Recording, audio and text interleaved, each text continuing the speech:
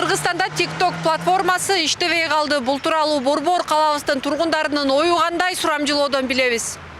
TikTok жабылышына мен каршы эмесмин, жабылганы жакшы дейм. Не дегенде жаңы келе жаткан өспүрүмдөргө аябай эле зыян болуп атат. TikToктун эми көп адамдардын мындай жакшы жактары дагы пайдаланып атса, кээ бири жаман жактарга да пайдаланып атышат.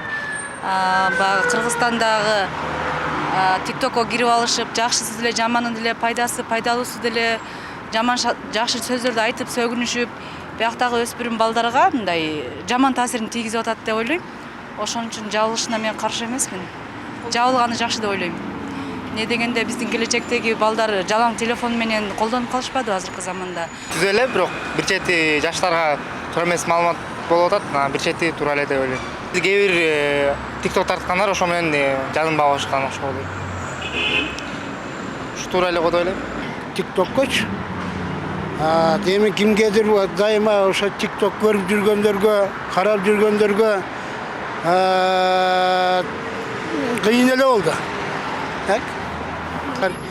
Биздин неберелерге кыйын болду.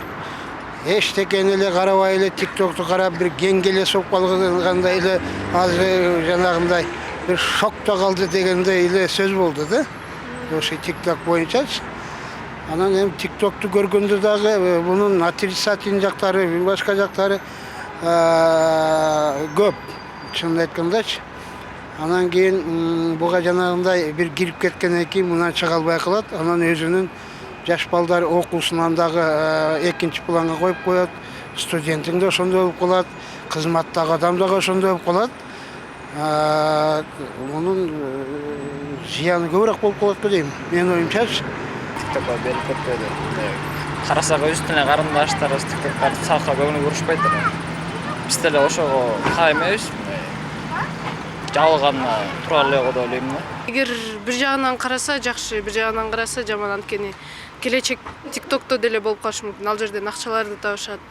Бир жагынан караганда баары тең ошого TikTok'ко көз каранды болуп калышы.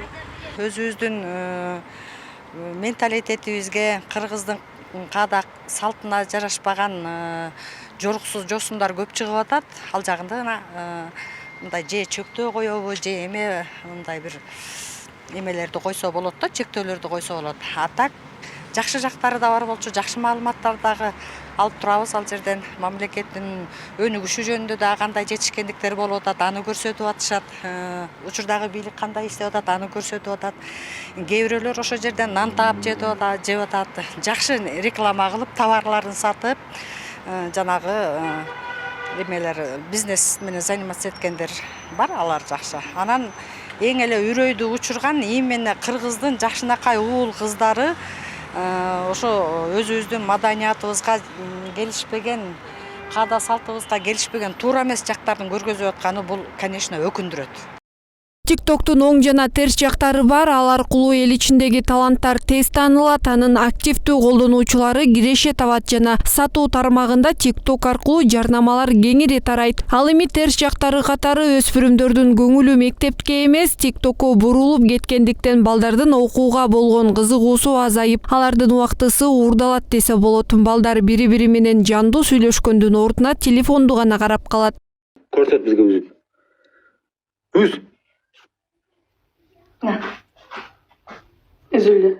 Алтын эмес эле бунун подделка экен. Санариптик өнүктүрүү министрлиги өлкөнүн интернет берүүчүлөрүнө TikTok социалдык желесин бөгөттөө боюнча кат жөнөткөнү белгилүү болду. Ага чейин бул платформаны жабуу боюнча министрликке улуттук коопсуздук боюнча мамлекеттик комитеттен кат келип түшкөн.